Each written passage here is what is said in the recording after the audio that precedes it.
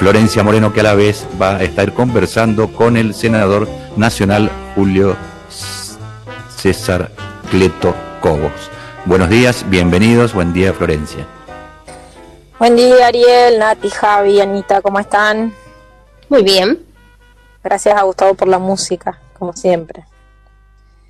Bueno, Bien. así es, estamos en comunicación en este momento con el senador nacional por Mendoza, Julio Cobos, quien ha estado toda la semana haciendo fuertes declaraciones, así que bueno, vamos a estar charlando un poquito con él sobre varios temas, pero no podemos dejar de empezar a preguntar por la escandalosa vacunación del expresidente de la Nación, Mauricio Macri, en Estados Unidos. Recordemos que dijo que no iba a vacunarse en esta guerra que tuvo, con estos discursos que prendieron respecto a que no había que vacunarse, las dudas sobre todo sobre la vacuna rusa, y bueno, finalmente se vacunó en Estados Unidos, y esto al senador nacional Julio Cobos le pareció realmente una cuestión, una falta de respeto entre el discurso y la acción. Senador, ¿cuál es su opinión al respecto? Está muteado, senador. Le contamos a la vez, estamos por Meet, así que tenemos que desmutear los micrófonos. Claro, y recordemos que el senador Julio Cobos, acostumbrado, discúlpeme una digresión mínima, senador Cobos, ustedes cuando utilicen estos sistemas en el Senado lo hacen a través de ¿qué plataforma? ¿De Zoom? ¿De Skype? Normalmente comenzamos por Zoom, y bueno, es parecida la versión que tenemos, no, pero es lo mismo, pensé que estaba ya desmuteado, pero bueno, lo que pasa es que estoy con el teléfono, porque estoy con un problemita acá de internet en la casa, y bueno, me cuesta por ahí identificar. Vamos a hablar con el ENACOM si solucionan ese problema de conexión del senador Julio Cobos. Bueno, no, estamos pasando a la fibra óptica acá donde vivo, y bueno, ahí está el problemita. Bueno, les decía, Ariel, que es un gusto, tanto tiempo, Ariel, ¿cómo andamos? Y Florencia, un placer. A ver, lo que fue el ingeniero Macri cometió fue un error que un hombre público que dice una cosa y después actúa de otra manera. No es un delito, delito fue la vacunación VIP, donde algunos falsearon, inclusive su actividad, como se inscribieron como personal de la salud, y bueno, y no era así. O algunos funcionarios que también, o figuras destacadas, como Maravilla se pretende decir, eso es un delito. No estaba con la escasez de vacunas y en la previsión. Y lo que comete Mauricio Macri es un error en no sostener lo que dijo con los hechos, ¿no? Y esto en política, bueno, se paga. Pero Macri, sí, Ariel, dale. A ver, primero entendemos que puede ser un desatino, una lectura de que alguien que ha sido presidente hasta hace muy poquito se comprometa diciendo que se va a vacunar solamente cuando estén todos vacunados y luego haga una cosa contraria, sin que tenga tampoco una en sí mismo. Primero yo le agradecería, obviamente que cada cual opina, le agradezco primero que no nos haya quitado una dosis a nosotros, como sí ha pasado en otros lugares, no solamente la vacunación VIP de la Nación, sino que pasó en general alveario, porque los casos son más o menos recurrentes. Pero lo que entendemos que es dañino, además, tiene que ver con la degradación hacia la política, porque ¿qué es lo que ocurre? Las personas empiezan a decir la política, los políticos, y esto ya lo sufrimos, ¿no? Sí. Bueno, por eso digo, más allá, cuando son figuras muy representativas, el juicio de valor que después toma la gente lo generaliza rápidamente, ¿no? Como bien lo decís, Ariel. Pero bueno, ayer lo escuchaba en un reportaje que le hacían a Durán Barba, y justamente decía algo muy parecido a lo que estoy diciendo yo, ¿no? Un error político que no lo debió haber realizado. El propio Durán Barba, que convengamos fue su asesor en materia electoral y después a lo largo de su gestión, ¿no? Y las cosas creo que hay que decirlas bien, porque yo veo que por ahí suele suceder que uno toma postura, depende si es oficialismo o oposición, está bien que hay que defender los espacios electorales, pero hay cosas, cuando las cosas son blancos, hay que verla blanco y decirle que es color blanco, ¿no? Así que bueno, esa es mi apreciación que yo le puedo decir. Me parece que el tema no da para más. Pero necesariamente, senador Julio Cobos, también nos vamos a remitir al tema de la provincia. En la provincia estamos viviendo una circunstancia que entendemos se está soslayando. La cantidad de muertos que hubo ayer y la cantidad de muertos que hubo anteayer, que son 25, es una cifra, primero que pasa la media admisible, por un lado, y por el otro lado, sabiendo que se está vacunando mucha gente, por lo cual en realidad ese número debiese ser significativamente más bajo. Encontramos que hay en esa pelea bastante mezquina de la presencialidad sí, la presencialidad no, un juego en donde las personas somos los ciudadanos víctimas de esta batalla nos parece muy mezquina para la situación que estamos atravesando. A ver, Ariel, no podemos simplificar el problema diciendo que acá vamos a solucionar los contagios y disminuir las muertes si los chicos no van a la escuela. La verdad que el tema es mucho más complejo que eso, porque por otra parte, los chicos en el daño que se le hace por no estar en las escuelas, el daño psicológico, conductas a futuro, no sabemos, es incalculable. Y por otra parte, si queremos que los padres, que haya un equilibrio entre el trabajo y la salud, los padres tienen que trabajar y cuidando y llevando las tareas en la casa. La verdad que es muy difícil porque siempre la escuela también ha funcionado como un ordenador en las actividades familiares. Convengamos que acá se quiere simplificar mucho el tema diciendo que la madre de las soluciones está en que volvamos a la virtualidad. Y yo la verdad que creo que el problema que hemos tenido en el incremento de contagio pasa por otro lado, pasa por las conductas sociales, los encuentros, las fiestas clandestinas, porque ahí no se respetan protocolos. Usted vaya a la escuela, yo voy todos los días a la escuela y fíjese cómo entran, le toman la temperatura a los chicos, funciona con un sistema de burbuja, se ha escalonado el transporte en la provincia, se ha aumentado la frecuencia. Y acá se pretende decir que hay que disminuir la circulación y con esto vamos a solucionar los problemas. La única solución que tenemos aquí es con la vacunación, una solución de fondo. Mientras tanto, obviamente, tendremos que tomar medidas de control social, pero convengamos que países como España, que llega al 70% de vacunación, Chile mismo, que está entre los principales países que aparecen con la cantidad de vacunas, y nosotros estamos muy lejos de eso. Y no solo eso, sino que no sabemos qué pasó con algunas determinadas vacunas que fallaron en la negociación, no sabemos qué pasa con las segundas dosis, y hay mucha incertidumbre, cuál es el grado de cobertura, y yo lo que estoy viendo, que si, como he escuchado, que la segunda vacuna, por lo menos en alguna, como la vacuna rusa, lo que hace es alargar el tema de anticuerpos. Acá se nos va a juntar la primera tanda de vacunas, no con la segunda dosis, sino con la segunda vacuna previendo para el año que viene, porque tampoco sabemos el alcance. Entonces me parece que en materia de combate con la emergencia son un conjunto de factores, pero bueno, lamentablemente a partir de un DNU que fue considerado parte inconstitucional, no digo inconstitucional porque ya terminó ese DNU, pero donde se le asignó a las provincias la facultad principal o potestad principal, ya que son facultades concurrentes, pero en el caso de colisión prima el criterio de la provincia por ser preexistente a la nación, y donde se le da la autonomía necesaria al gobierno o se le equipara al gobierno de la ciudad, porque es nuevo, como Tierra del Fuego, como una provincia. Pero bueno, ya tiene el título, Gobierno Autónomo de la Ciudad de Buenos Aires. Lo que pasa que acá parece que tenemos que mejorar la comprensión de texto para entender qué es lo que es constitucional o no, y vivimos judicializando todo cuando son muy claros a veces los sí, la oposición en este caso.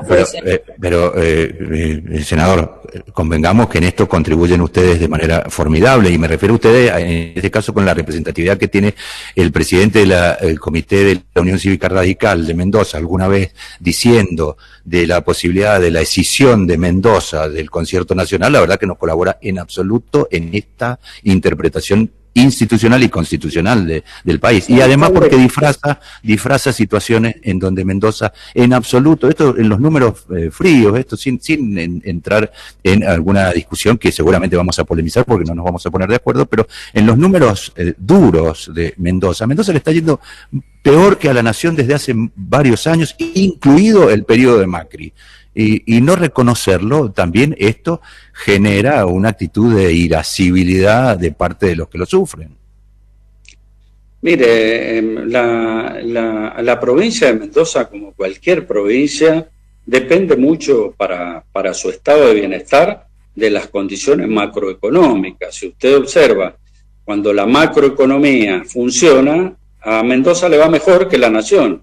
Ahora, cuando la macroeconomía no funciona, le va peor que la nación. Discúlpeme, comparamos nosotros periodos en donde el PGB de Mendoza venía en pleno decline y en la Argentina se había amesetado. Usted me va a decir, sí, bueno, pero son cuestiones macroeconómicas, por ejemplo, el tema de el valor del precio del dólar, los commodities, hay un montón de cuestiones, pero también hay un montón de herramientas que tiene la provincia y de las cuales ha sido beneficiada. Ariel, usted lleva muchos años en Mendoza, las herramientas que tiene son mínimas, ingresos brutos que se trató de bajar, no pasa por ahí. Acá, mientras el país no tenga inflación de un dígito y un sistema bancario que esté al servicio de la producción con tasa de un dígito, podemos inventar un montón de cosas, pero las inversiones no van a venir, no va a haber trabajo, no va a haber empleo. Mire, he escuchado, vio la trascendencia que se le ha dado al presidente de la Cámara de Diputados por lo que dijo, como si fuera una verdadera novedad, ¿no? Para tener empleo hace falta empleadores, cosa que es cierto. Y para tener trabajo hace falta capital. Bueno, para tener las dos cosas hace falta un sistema bancario que esté al servicio de la producción, si no, no va a haber ni empleadores ni capital de trabajo. Y entonces, lamentablemente, el país, el sistema bancario, ofrece tasas por encima de la inflación, y esto es imposible que haya rentabilidad en cualquier empresa que tiene que traducir el costo financiero a su producción. Por eso no me dejó terminar. Yo le dije a usted, mire, cuando la macroeconomía anda bien, a las economías regionales le va mejor que la media nacional. Ahora, cuando anda mal, les va peor que la media nacional. Y esto siempre ha sido así, y si no, analice los periodos de gobierno de nuestra provincia, de todos los gobernadores, en cualquier color político, y va a haber esa correspondencia de lo que yo le estoy diciendo de incremento del Producto Bruto Geográfico. Son muy pocas las herramientas.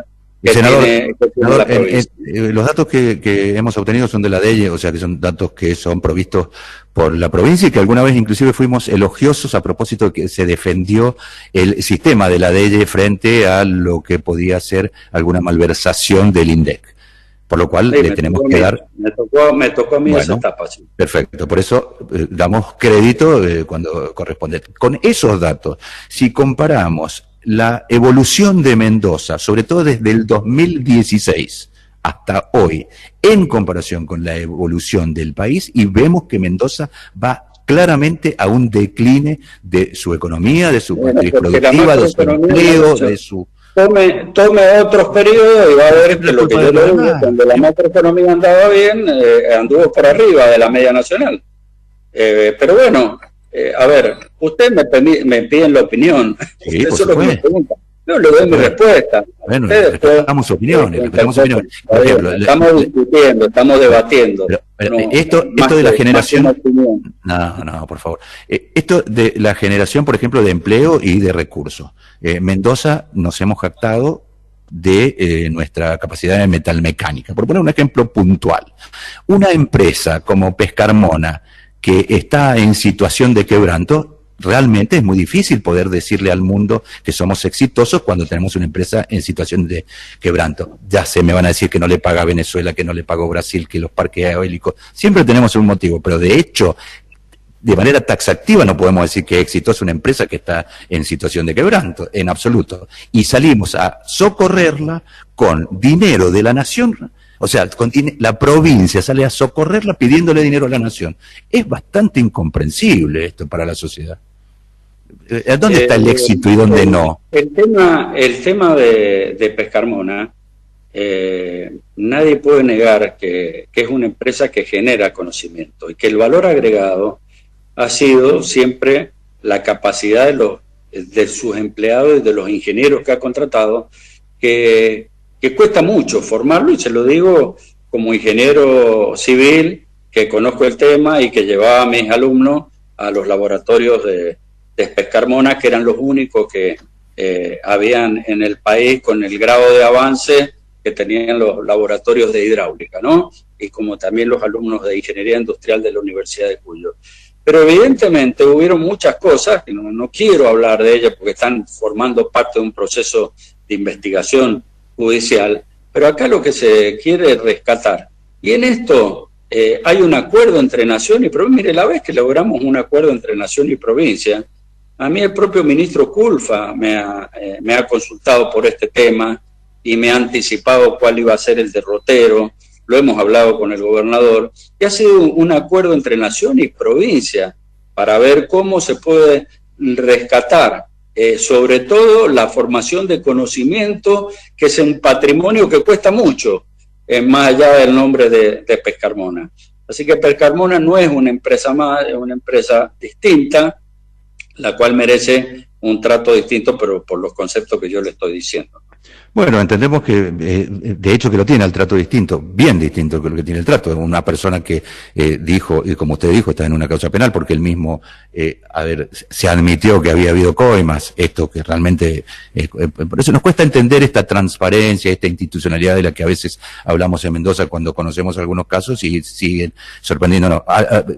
Estamos felices porque se puso de acuerdo la nación y la provincia. Bueno, de todos modos la provincia le pide plata a la nación, a esa nación que después le reclama porque no le baja dinero para poder salvar una empresa. Bueno, son obviamente cuestiones, nadie quisiera que Pescarmona o que IMSA cerrara por la importancia, inclusive hasta simbólica, que tiene para la provincia. Esto no lo desconoce alguien, no hay alguien que lo desconozca. Es como el caso también de sales de potasio, también, que hubo también un proceso de investigación. La investigación sigue su curso y si hay un delito, Pescarmona, quien sea, el vicepresidente, lo tendrán que pagar, pero acá está hablando de la institución como empresa, ¿no? Bien. En el caso de la sala de potasio, hubo una fuerte inversión, también por un problema macroeconómico y de logística. Bueno, son decisiones que ustedes las podrán criticar o no, hay que verlas en el contexto, pero bueno, nosotros entendemos que es bueno rescatar esta generación de conocimiento que tiene mucho costo, que lleva muchos años, y bueno, ojalá se pueda encauzar. Sí, ojalá que sea de profesionales y personas especialistas que no en muchos casos tiene la calidad profesional. Entendemos que no, pero el tema es que sean exitosas realmente, porque nos cuesta entender este país de empresarios ricos con empresas pobres. Esto es una situación de la que es muy difícil. Así es muy difícil que haya empleo. Hay empresarios ricos con empresas en quebranto. Es muy difícil así. Eso tampoco es capitalismo, digo, si vamos a empezar en esta disquisición de si son capitalistas keynesianos o no. En realidad, si el empresario es rico, necesariamente su empresa debió ser exitosa. Pero vamos a saltar un terreno muy puntual porque en verdad que hay un tema que es muy directo en relación a su gestión alguna vez, y como hizo mención al tema del financiamiento de los bancos, la gran demanda que tenemos de las y los oyentes tiene que ver con los créditos UVA. ¿Por qué no nos cuenta? Sí, mire, yo voy a volver a pedir preferencia. Hemos avanzado un poco, pero siempre se está a la espera de los anuncios del presidente y la verdad que no hay ningún anuncio. Este problema, con toda sinceridad, nació en la gestión anterior. Un problema de crédito que aparecía como una solución se ha convertido en un problema. ¿Pero por qué se convirtió en un problema? Y bueno, porque la inflación se disparó y obviamente las cuotas resultan imposibles de pagar. Lo que motivó que nosotros allá por agosto del 2019, en plena gestión del ingeniero Macri, presentáramos un proyecto tratando de encontrar una solución. La única solución que se dio fue un congelamiento de las cuotas mientras se estudiaba el tema. y se brindó una solución a los créditos Procrear, pero no a la mayoría de los créditos. Bueno, después hubo otro congelamiento y el presidente Alberto Fernández, en una ley que la aprobamos, que fue la primera, la Ley de Solidaridad Social, donde suspendimos la movilidad jubilatoria, entre otras cosas, yo digo para marcar el contexto. Bueno, uno de los artículos le encargamos al presidente del Banco Central que dé una solución al tema. Bueno, la solución fueron 3 congelamientos más, es decir, que llevamos 5 congelamientos, con lo cual lo único que se ha hecho es, bueno, darle un alivio, un respiro, pero las deudas se han acumulado y se han transformado en aumento de la cuota o en nuevas cuotas más que se agregan a las ya muchas que tienen los créditos. Entonces, nosotros entendemos que acá se rompió la equidad contractual, equidad que en todos los contratos de largo plazo debe prevalecer. Cuando se licita una obra pública, se le dice al oferente, mire, con un servicio, usted cotice con los valores al mes anterior a la fecha de licitación, y después se lo vamos a ir actualizando por un mecanismo de variación de precios. Pero siempre la proporción de gastos generales, de beneficios, de carga impositiva, se debe mantener equitativa en el desarrollo del tiempo. Los créditos UVA, que fueron que permitieron la posibilidad, ya que no se le recargaban tantos intereses, es decir, con bajo sueldo puedo tomar un crédito más alto, cosa que antes, como le agregaban intereses muy altos, al dividir todos esos años por el valor de la cuota que podían pagar, y bueno, el préstamo era chico. Le voy a poner un ejemplo. A lo mejor con las tasas tradicionales del 20, 22% que habían en esa época, uno podía adquirir con un sueldo de 60.000 pesos, 700.000 pesos. Bueno, ahora puedo adquirir 2 millones y comprarse verdaderamente una casa. El problema es que la cuota en proporción al salario le fue aumentando y llega un momento que la gente o tiene que dejar de comer o disminuir ciertos beneficios que le puede dar a sus hijos en educación, en lo que sea, bueno, a costa de esa ruptura de la equidad. Entonces nosotros dijimos en el proyecto, mire, acá hay que sentarse y barajar y dar de nuevo.